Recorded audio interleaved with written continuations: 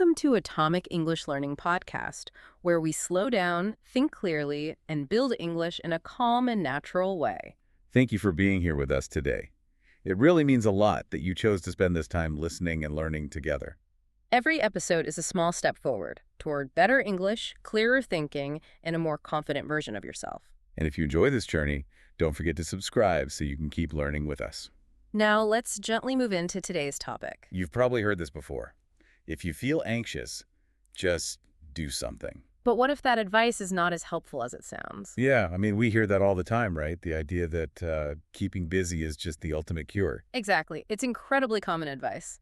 But today we're taking a deep dive into the psychological research behind why random, frantic action, why it doesn't actually cure anxiety. Right, and we're exploring what kind of action actually teaches the brain to be truly resilient. Which is a fascinating mission because what the clinical literature shows is that we often accidentally reinforce our own fears. I have to admit, when I first looked at the sources for this deep dive, I felt a little bit exposed. Really? Why is that?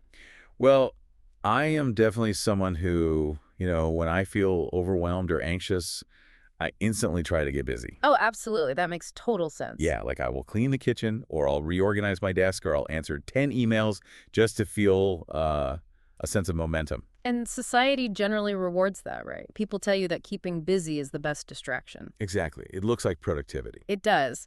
From the outside, an anxious person often looks frozen or hesitant. So the logical countermove seems to be movement. Just do something. Right.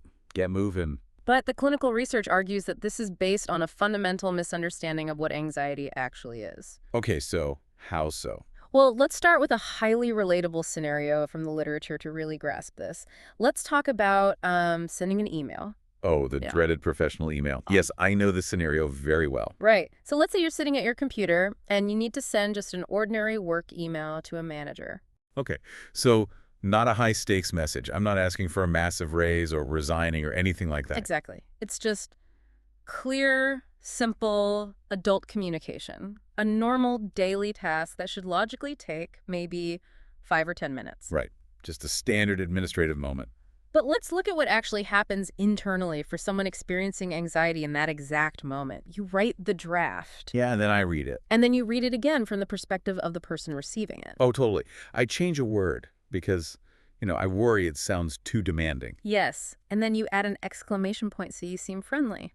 But then I delete it because, wait, do I seem unprofessional now? Exactly. The punctuation panic. You sit there analyzing the tone endlessly. And then I might copy the entire text, paste it into a direct message to a work friend, and ask, hey, is this okay? Does it sound weird? Yes. You wait for their response. You imagine all the ways your manager could misinterpret your intentions. Right, so I add one more explanatory sentence just to be absolutely certain there's no confusion. And suddenly, a simple 10-minute task has consumed 45 minutes of your morning. Yeah, that hits a little too close to home.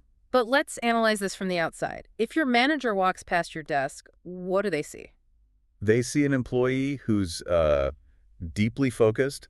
They see me typing and editing. Exactly. It looks conscientious. It looks like you're taking your job seriously. You are doing something. I'm taking action. I'm being a model employee. But psychologically, what's happening is entirely different. You are no longer solving a writing problem. What am I doing then? The research identifies this specific type of behavior not as productivity, but as a safety ritual. A safety ritual. Wow. That phrase really struck me in the materials. It implies the action isn't about the work at all. Right. It's about protection. You're running a ritual to protect yourself from the feeling of uncertainty. Trying to guarantee that I won't be misunderstood or criticized before I even hit send. Precisely. You're trying to avoid the discomfort of ambiguity. You're trying to control the future, which is impossible, so you just keep looping through the editing process. Okay, but I want to push back on this a little bit, or at least play devil's advocate for the listener. Go for it. Isn't checking my email for mistakes a good thing? I don't want to send an email with terrible grammar. Of course not. So how do I know the difference between being a careful, professional person and, running a psychological safety ritual? That is a brilliant question, and it's the exact distinction the clinical literature makes. It's about the point of diminishing returns. Break that down for me. Practical care is reading the email once or twice to catch a genuine typo. It's focused entirely on the objective reality of the task. Right. fixing an actual spelling mistake. Exactly. A safety ritual, on the other hand, is driven by an internal emotional state. When you read it for the fifth time and send it to a friend for reassurance, I'm no longer fixing the email. right, you're trying to fix your internal feeling of dread. Ah, okay. That makes complete sense. Practical care stops when the task is done. But the safety ritual keeps going because the internal anxiety hasn't disappeared. The goal shifted from communicate clearly to make sure I never feel criticized. Exactly. And this perfectly illustrates why the just do something slogan fails so completely. The anxious person is absolutely doing something. They're actually doing too much, checking, scanning, revising. But it isn't curing their anxiety, it's feeding it. To understand why, we need to break down the underlying mechanics of how anxiety operates in the brain. And the research calls this the anxiety loop, right? Yes, the anxiety loop. It's essentially a threat prediction and self-protection system that has become overcalibrated. Okay, let's unpack that loop step by step because this seems like the absolute core of the issue. Let's do it. It starts with step one, the trigger. And a trigger could be anything, right? External or internal. Yes, it could be an ambiguous text message from a friend that just says, okay. It could be your boss scheduling a sudden meeting. Or just a random internal thought. Exactly. Or a sudden physical sensation, like your heart skipping a beat. The trigger is just the spark. Okay, so the trigger happens. What is step two? Step two is the prediction. The moment the trigger occurs, your mind instantly projects into the future and predicts a catastrophic outcome. So I don't just think, I have a meeting. No, your brain predicts, I am going to be fired in this meeting. Or my friend texted, okay, so they must secretly hate me and they're going to abandon me. Exactly. It's an instant jump to the worst case scenario. And this isn't a conscious choice. It happens in a fraction of a second. Driven by the amygdala, the brain's alarm bell. Right. Which leads directly to step three, the body reaction. This is where it gets physical. Yes. Because your brain has predicted a life-threatening catastrophe, it commands your nervous system to prepare for survival. You get that tight chest, your heart starts racing. Your palms sweat, your breathing becomes shallow. You feel this sudden, intense sense of urgency, like your body is literally screaming, we are in danger, do something. And that intense biological urgency drives you to step four, the avoidant action. Okay, let's pause here. Avoidant action. Here's a useful word for our listeners. Avoidance. Yes, avoidance is crucial here. In the email scenario, the avoidant action was the endless checking and asking a friend for reassurance. I'm avoiding the act of just sending the email and sitting with the unknown. Precisely. Avoidant action is any behavior designed to instantly neutralize the perceived threat and escape the physical discomfort of the body's alarm system. Like postponing a difficult conversation. Or double-checking the locks on your door 5 times. Or aggressively planning every minute of a vacation so there are no surprises. You are taking action, but the action is fundamentally about escape. Which brings us to step 5, the final part of the loop. The short-term relief. Here's another key phrase. Short-term relief. Ah, right. Because when you take that avoidant action, when you finally send the email after 45 minutes of editing, you feel a sudden drop in tension. The urgency fades. You take a deep breath. You feel safe again. And this is why the cycle is so incredibly hard to break, isn't it? Because the avoidance works. Yes. It actually makes you feel better in that specific moment. You get that short-term relief. But it's a trap. It's a massive trap. It works immediately, but it fails disastrously in the long run. In the long run. Let's talk about what happens in the long run. The research points out that this loop has a cruel efficiency. Let's look at what's happening biologically when you experience that relief. Okay. The human brain is an organ that constantly learns from consequences. It's always updating its map of the world based on what keeps you alive. So when I feel the massive fear of sending the email, and then I run my safety ritual, and then I feel relief, what is my brain actually learning? Your brain connects the dots. It says, we were in terrible, life-threatening danger. We took avoidant action by checking the email 10 times. Now we are safe. Oh, wow. Therefore, checking the email 10 times is the only reason we survived. The brain doesn't learn that the email is harmless to begin with. It learns that the ritual saved my life. Exactly. Avoidant action solves today's discomfort by actively strengthening tomorrow's fear. You preserve the brain's original prediction that the situation was dangerous. That completely reframes the idea of doing something. It does. Because when people say, just do something, they usually mean take action to make the bad feeling go away. But if that action is avoidant, You are literally training your brain to be more anxious next time. You're digging the hole deeper while thinking you're climbing out. And this brings us to a major realization from the clinical literature: the vital difference between mere movement and true learning. Okay, so we have two categories of action here. Yes, on one side we have avoidant action. On the other side we have meaningful or corrective action. Let's explore that difference with another real-life example from the research, because seeing this play out really helps. Definitely. Let's talk about social anxiety, going to a large party or a networking event. Classic trigger. Extremely relatable. So, imagine a person receives an invitation. Their brain's alarm system instantly predicts a disaster. I'll have nothing to say, I'll look awkward, everyone will judge me, and I'll humiliate myself. And the body reaction hits. Hmm. The dread. But let's say they decide to face their fear. They tell themselves, I'm going to the party. I am doing something. Right. They physically transport themselves to the event. To an outside observer, it looks like meaningful action. But let's look at how they actually behave. Okay, I know exactly how this plays out because I've done it. They drive to the party, but they make sure to park their car on the street, pointing toward the exit of the neighborhood. Yes, exactly. Just so they can leave instantly if they panic. And then they walk in, but immediately go to the bar and have 2 quick drinks to suppress the nerves. Right. They spend the night hovering near the doorway, only talking to the one person they already know. And after an hour, they quietly slip out the back. That is an incredibly vivid description of what the literature calls safety behaviors. So they were physically there, but psychologically, They engaged in avoidant action the entire time.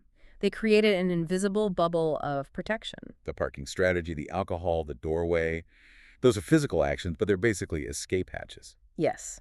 And because they used those escape hatches, their brain never got the opportunity to learn a new lesson. When they get home and feel that short-term relief, their brain says, thank goodness we parked perfectly and had those drinks. If we hadn't done that, the party would have destroyed us. The relief is immediate, but the fear is completely preserved. The next time they're invited somewhere, the anxiety will be exactly the same, or worse. Because they still fundamentally believe social events are dangerous and require extreme defensive measures. They get short-term relief, but in the long run, their world becomes smaller. Their behavioral freedom shrinks. Exactly. We are talking about a deeply ingrained pattern, a repeated loop. And that's where the danger of avoidance lies. Avoidance isn't just hiding in your bedroom. It's any action designed to help you escape the feeling of discomfort. Which leads us to the most important question. If avoidant action preserves the fear, how do we actually teach the brain a new lesson? How does anxiety actually change? Right. Because clearly the goal isn't just to suffer forever. We want to fix the glitch in the alarm system. To understand how the brain unlearns fear, we have to look closely at exposure therapy and cognitive behavioral therapy. I'm so glad we're talking about this because I think people have a huge misconception about what exposure therapy actually is. What's the common idea? The idea is that you just force someone to do the terrifying thing until they exhaust themselves and calm down. Like, if you're afraid of public speaking, you just stand on a stage for 3 hours until your heart rate drops. Right. That is a very outdated view. It was based on an old concept called habituation, the idea that the fear battery will eventually drain. But modern research says something different is happening. Yes. The contemporary clinical literature focuses on a fascinating neurological process called inhibitory learning. Inhibitory learning. Okay, let's break that down for the listeners. What is being inhibited and what is being learned? Think of it this way. When you develop a severe anxiety about something, say driving on the highway, your brain builds a strong neural pathway, a superhighway of fear. Highway equals danger. Okay.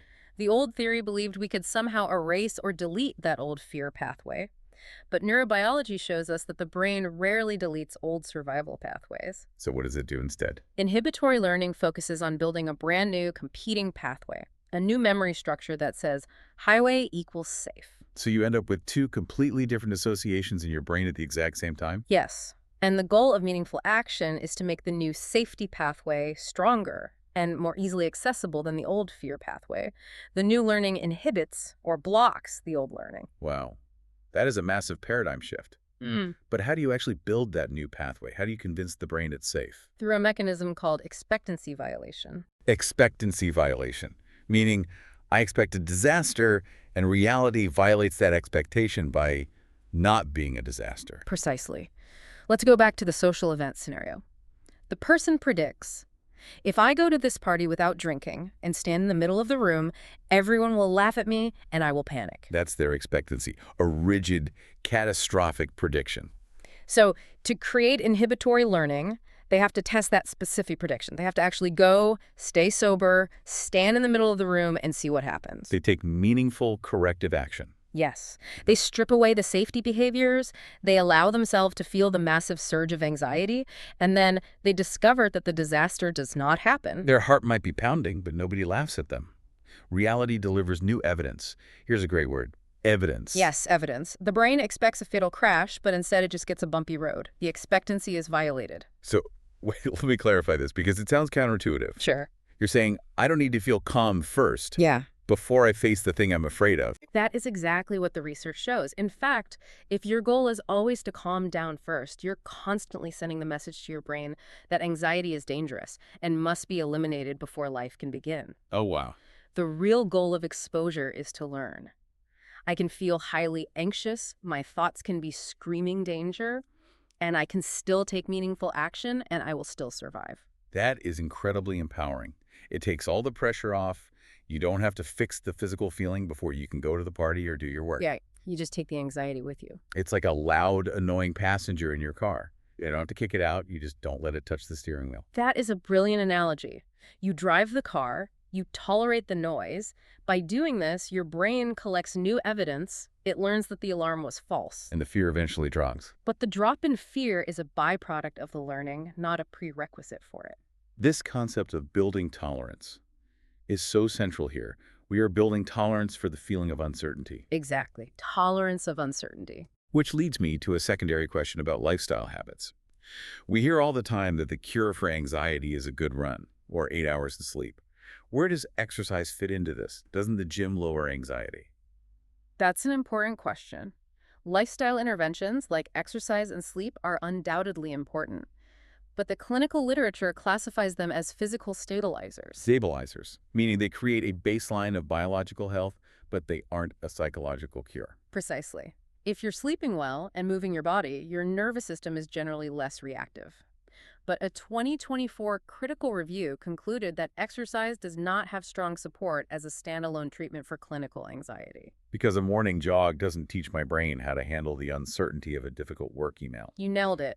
Running 5 miles might burn off adrenaline, which feels great, but it doesn't violate your expectancy that your boss is going to fire you. Right. It quiets the physical body, which makes the hard work of behavioral learning easier to tolerate. But it cannot replace the learning. A morning walk cannot teach your mind how to live with uncertainty. Lifestyle is the support system. It is not the cure.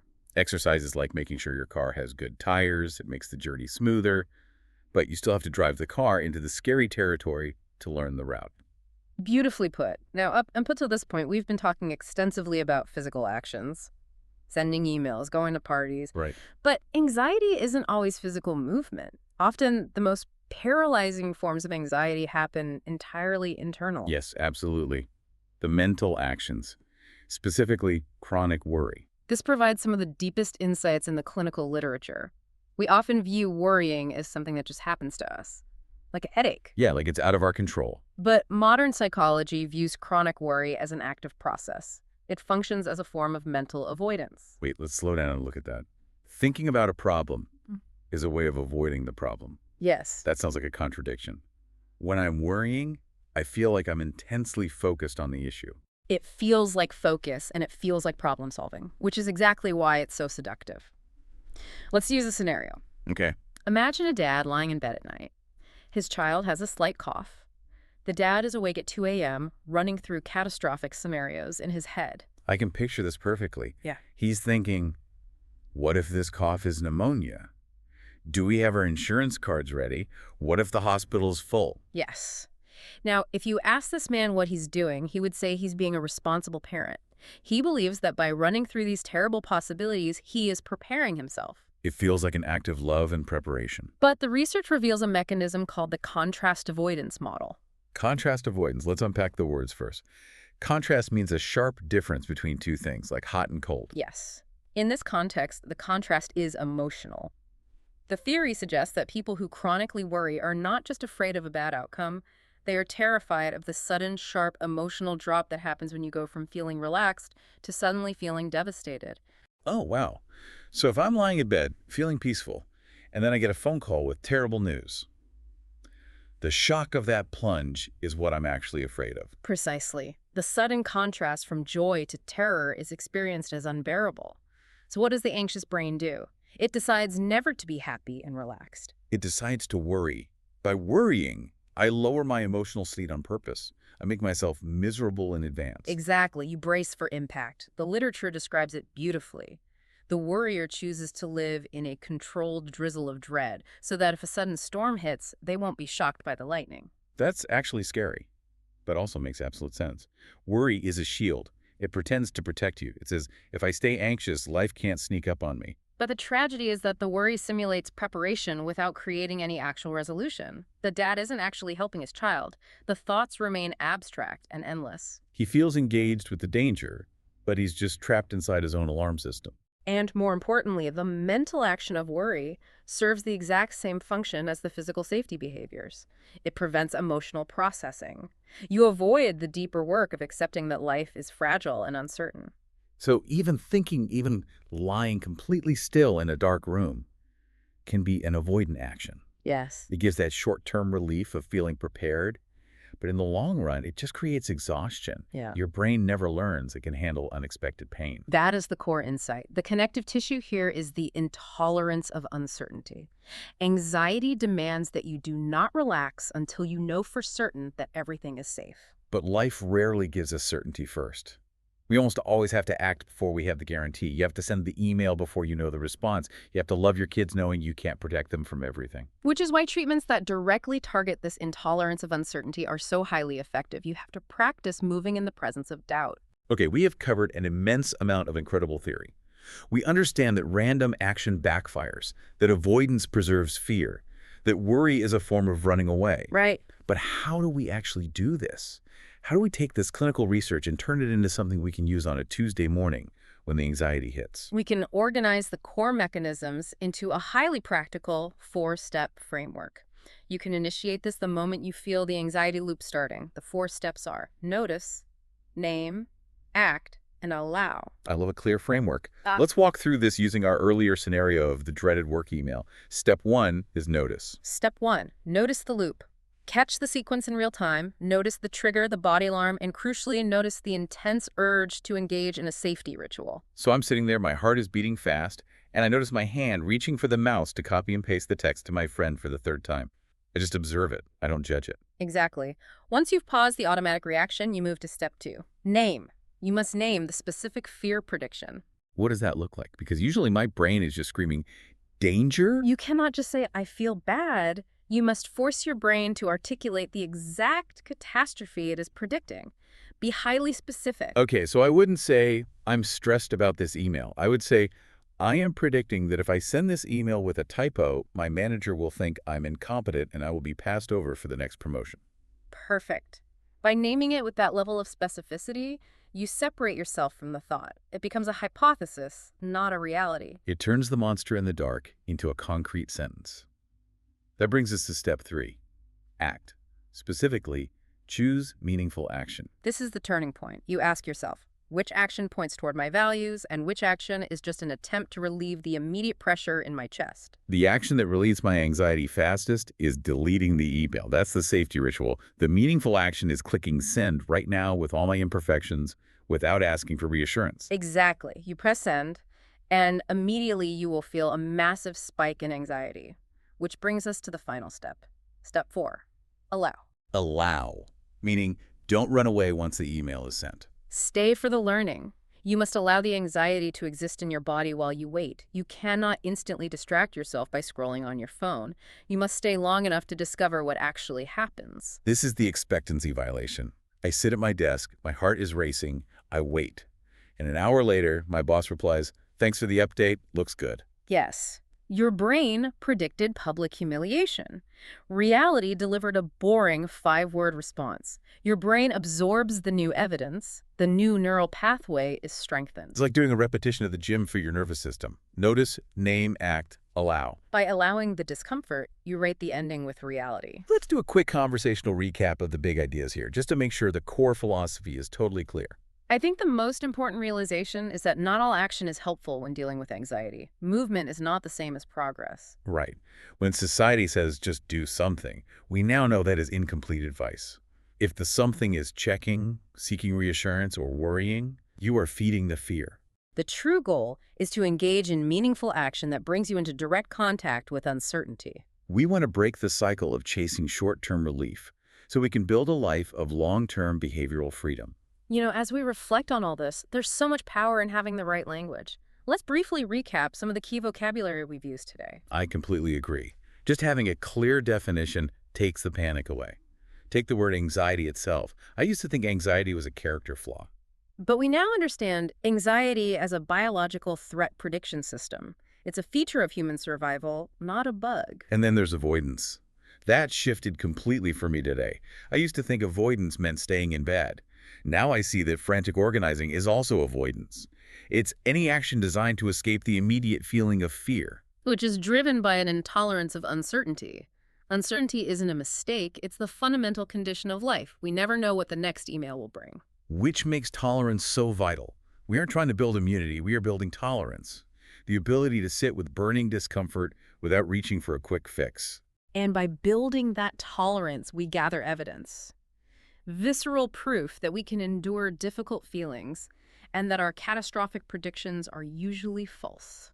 It's all about breaking the pattern. The repeated loop of trigger, fear, avoidance, and relief. Once you see the pattern, you can interrupt it. And you interrupt it by choosing meaningful action over avoidant action. Action that points toward the life you want to live. It shifts the entire goal from feeling good to living fully. It's profound. As we move toward the end of our deep dive today, there is one final overarching concept from the clinical literature that we must address. It is the concept of acceptance. Acceptance. You know, when I hear that word, it can sometimes sound a bit like giving up, like saying, well, I guess I'm just an anxious person and my life will always be limited. That is a very common misinterpretation. But the clinical literature defines acceptance in a radically different way. Acceptance does not mean resignation. It means stopping the war against your own internal experience so that you can return your energy to your actual life. It's an act of active willingness. That sounds muscular. That sounds like a choice. You are consciously choosing to let the uncomfortable feeling be there. Exactly. Imagine you are in a tug of war with a monster. The monster is your anxiety. You are pulling on the rope, trying to drag the monster into a pit. You are exhausting yourself using safety rituals and worry to pull the rope. Right. Acceptance isn't letting the monster drag you into the pit. Acceptance is simply dropping your end of the rope. You stop fighting the feeling as a precondition for living. You say, okay, my heart is racing. I'm going to let those physical sensations exist in my body without reorganizing my entire Tuesday to get rid of them. Yes. You allow the weather to be the weather. The ultimate goal is not to eliminate anxiety before your life begins. If you wait for the anxiety to be completely gone before you take the job or go on the date, you will wait forever. Wow. The goal is to build a large, meaningful life where anxiety still exists, but it no longer gets to sit in the driver's seat. It no longer dictates your choices. That is a profound and incredibly hopeful shift in perspective. You take your life back not by destroying the fear, but by acting meaningfully alongside it. Thanks for listening to this deep dive today. It has been an absolute pleasure to explore these complex ideas with you. And don't forget to subscribe. Remember, true resilience is not built by random, frantic action, but by action that teaches the mind a new lesson. Until next time, keep taking those small steps forward.